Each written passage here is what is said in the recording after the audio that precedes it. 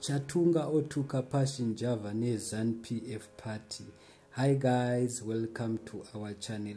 Chatunga abuda akanyora pa Twitter yake akanyora kuti zanupf iri kupa vanhu vari useless mari vakaita sa passion Java nevarakashi. Saka guys, I don't know what you think. Vanhu vataura zvinhu zvakasiyana siyana.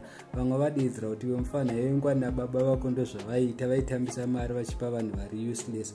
Vamwe vadedzera kuti mufana yewo ukaita president chinenge zviri nane nekuti uri kuona zvinhu zviri kuitika. Vamwe vadedzera kuti haidi zanupf yakaora. Saka guys, aya comments angachinyorwa nevanhu. I don't know kuti imi munoti kudini hazvo. Vamwe vadedzera kuti iwe mufana iwe unogona. Vamwe vanyora kuti Chatunga 99% zanupf 1%.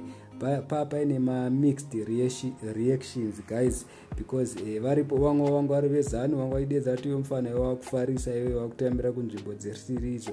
Vamwe vadedzera kuti well said. Vamwe vanyora kuti wakuzviona manje because baba vako vakabuda pachigaro. Vamwe vari kudedzera kuti iwe mufana iwe vamwe vari kudedzera kuti hatingamusvore mufana wayo because nekuti ataura chokwadi makufanirwa kutaura zvisina kunaka kwaari.